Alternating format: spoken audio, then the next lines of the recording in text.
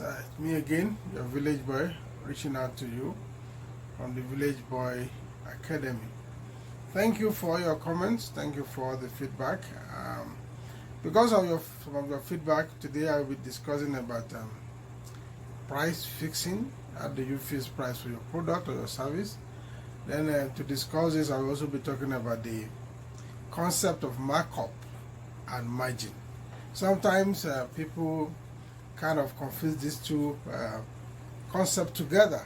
Markup is basically different from margin. So I will take time to explain them in terms. First, how do you determine the price to charge for your products or for your service?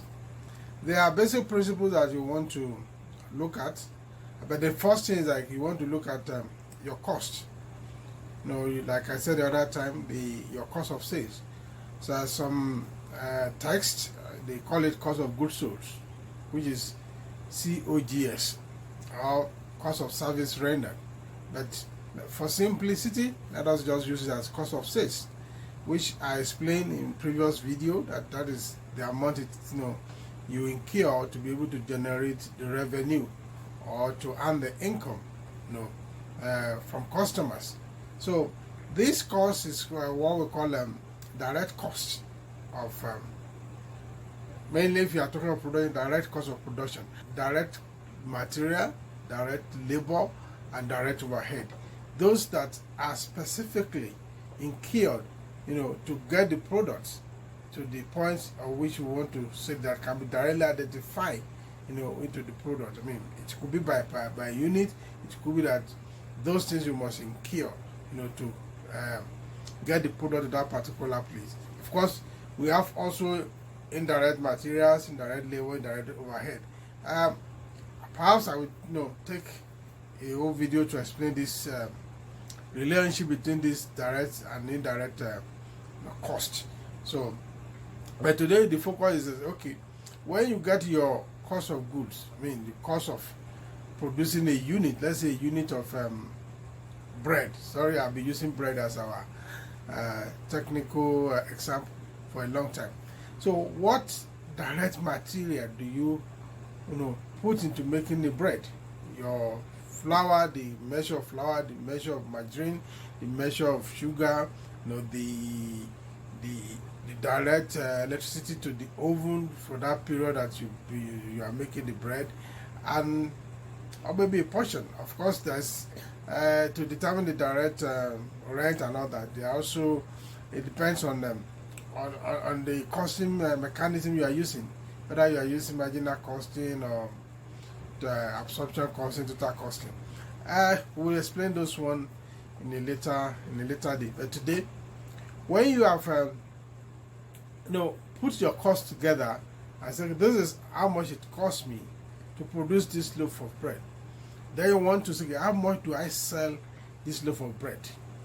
Then you put your markup on that loaf of bread. Let's say for instance you discover that your direct cost for making that bread is like, let's say, $7.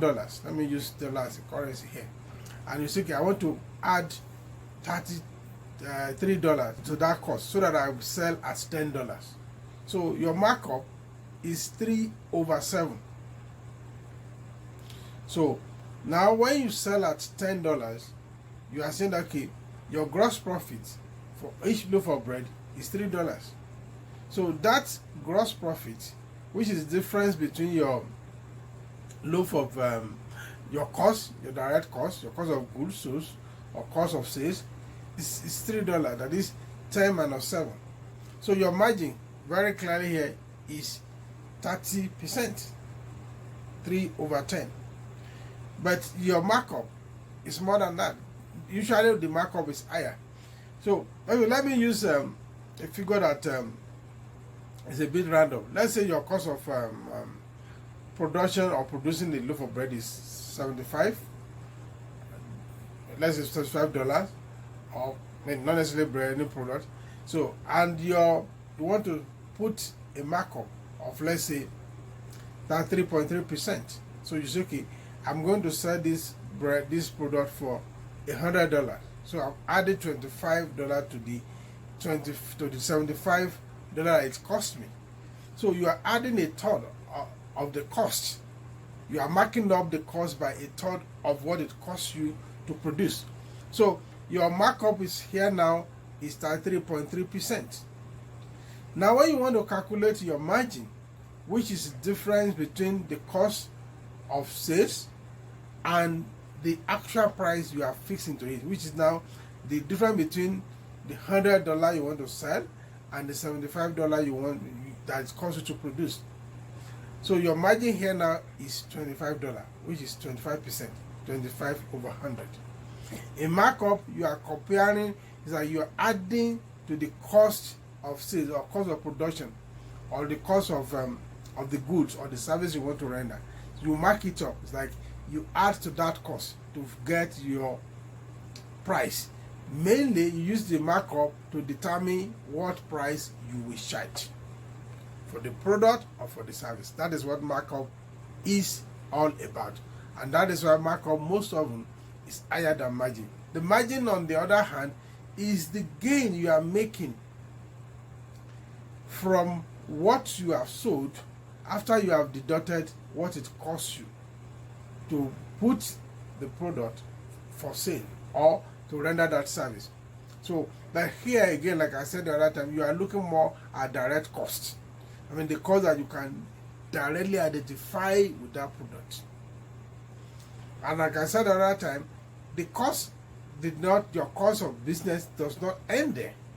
So the margin, what your margin is, especially when you are looking at a unit of service or a unit of product, your margin is simply showing you what the difference between your selling price and your cost of sales. And it's when you accumulate your margin, it is what gives you your gross profit.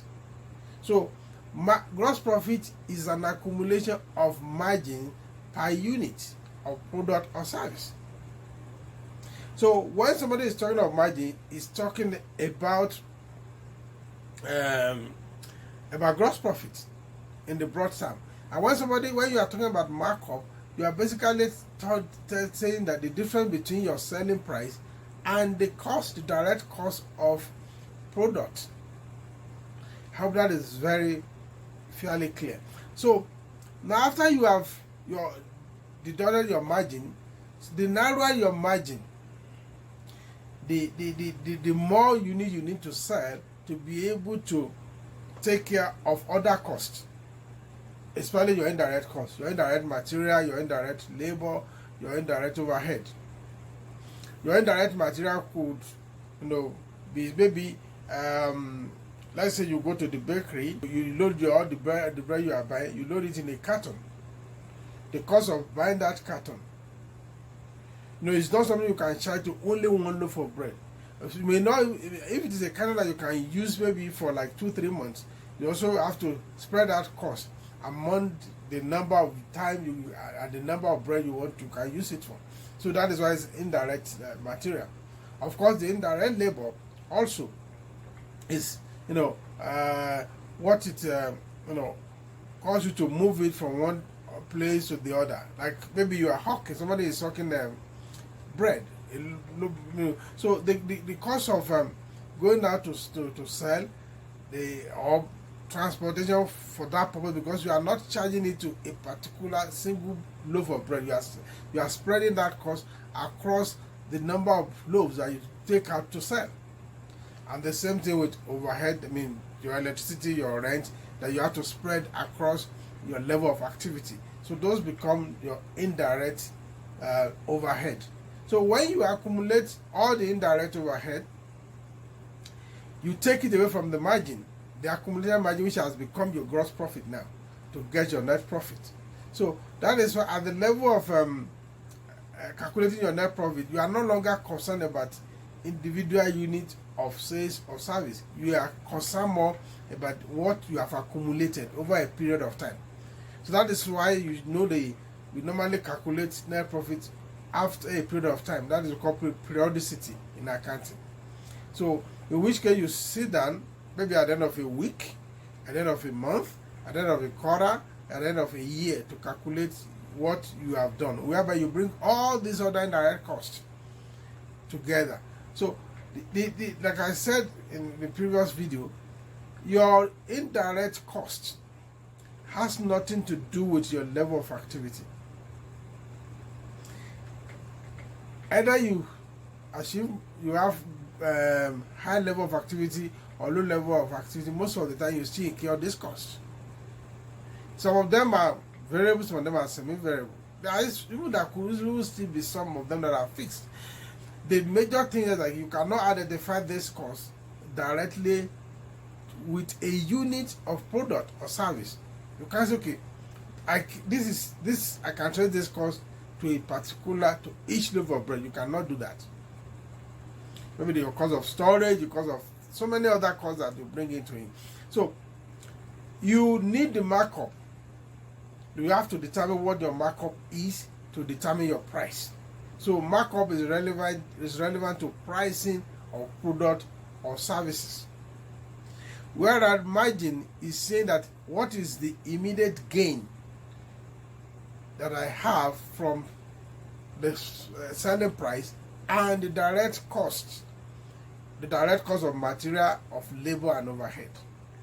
So when I have deducted this, so if I can measure it per individual unit, then I call it a margin. So, and when I've accumulated all margins for all my products, it is now become a gross profit. So, and that is why in some in businesses, if you are selling, okay, let me go into some other conditions. This is the basic calculation based on your own cost of production. But there are other factors that it's necessary for you to determine which price you will charge. It depends on the kind of product you are selling. Are you a monopolist? In which case, you can charge whatever price you feel like. Is your product an essential product that people must necessarily buy? Then, do you have competitors? And if you have competitors, what are they charging? Most of the time, you may not be able to charge above your competitor. Again, I say most of the time. There are times you can when there is a price differentiation. Let me use the example of if you price your product as having a higher quality and people believe that you have higher quality, you might be able to charge above your competitors. Those are instances where you can charge above your competitors. But in other instances, it is always advisable that you are mindful of what your competitors are charging. So that can place a limitation on the markup you can put on your cost to arrive at your selling price. Then, is the product regulated? There are some industry, there is a maximum amount you can charge for your products because there is a regulation. There is a limit. There is a limit to what you can charge. So all this you have to consider to be able to determine what your markup is. So when you have put all this into consideration, and of course you also have to talk about elasticity of demand. How well is this product in demand? Yes, there are times the first instance is like you are looking more at your cost of production. So okay, this is how much it costs me to produce this. So this is the markup I want to put to it because I want to answer amount of profit or margin on the product. And again, the golden principle here is also that the narrower your margin, the more units you have to sell to actually become profitable. So we call it about velocity. So velocity says, okay, if I cannot control what I will charge, which means my margin is narrow per unit. So for me to make profit, or for me to be able to take care of other costs, indirect costs, I have to increase the number of units that I will sell. And again, this even factor itself can affect your pricing. That is why sometimes you see a business, or a business person lowering the price so that they can sell more. So that is what marginal costing I will take time to explain maybe a subsequent video. So if you have a narrow margin, which is the difference between your price, the amount you charge for the product, and how much it costs you to produce, then it means for you to have a good bottom line, you have to make sure that you sell more units. So that is basic principle there. But here, markup has to do with fixing your price. Margin has to do with how much gain you are making from from the price you have fixed, when you have deducted what it costs you to produce, when you have removed your cost of sales from the price, what is left? What is the percentage of what is left? So that is why sometimes the margin, the percentage of markup is usually higher than that of margin, because you are comparing markup with the cost. So whereas you are comparing margin with the difference between the price and the cost. So you have to take all those factors that I mentioned into consideration before you can fix your price, because it is also possible you price yourself out of market, which a reasonable business person should not do. You should be conscious of this. You should understand that markup is different from margin. And if you are limited by the amount you can charge for your product because of the market situation, then it means you may end up having a narrow margin, especially if you cannot do anything about your cost of production. Yeah, there are times also you can, like I explained the other time about cost reduction. If you can reduce your cost of production, the better for you. But if you cannot do that, then, and you cannot influence, you cannot judge the price you want to charge because of other factors I've mentioned earlier on, then you may end up having a narrow margin. And if you have a narrow margin, the way to stay profitable is to make sure you sell as many as possible. You achieve some level of velocity, which means you sell more quantity of your product. And of course, in do that, you may even spend more money, maybe advertising your product, which is more or less an indirect cost, so that your product can reach a wider audience. Then, of course, keeping your quality, which I also mentioned somewhere else, so that people, out of your by your quality, may be attracted to your product. So these are the things that you need to understand, as we run our business. Markup is added to your cost of production, or your cost of goods sales, COGS. Whereas margin is the difference between the price you charge per unit and the cost of sales per that unit. So when you have accumulated your margins together, you now have your gross profit. And when you have taken all other expenses into consideration and you take them out, when you have accumulated them and take them out of the gross profit, then you have your net profit, which is the bottom line. Or which is bottom line after you have paid what is due to other agents, you have paid your tax. Your profit after tax, I apologize, I have to be very consistent about this. Your profit after tax is your bottom line. Of course, your tax, the amount of tax you will pay is dependent on regulations, the law. There are so many tax laws about these things, and of course it depends on the amount of your net profit. But for tax purposes also, there is still a clause. There are some expenses that you may have stated, as part of your indirect expenses that may not be allowed by the tax authority. We call them allowable expenses and disallowable expenses. Subsequently, I may explain this deeper than this.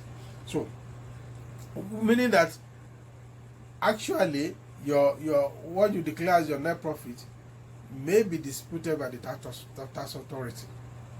So in that case, and whatever they agreed, the tax authority has agreed to, is what they will build the percentage of tax rate on to charge you your tax. And after that, you are paying your tax.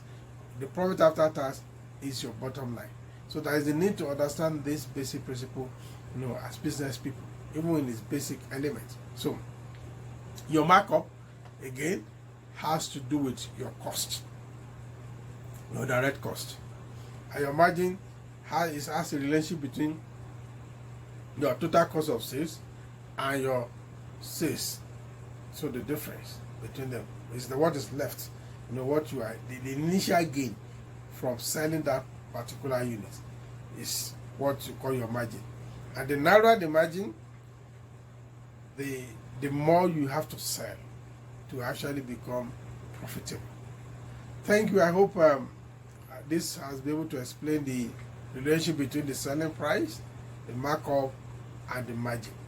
So thank you. Until I come again your way next time for another interesting business tips.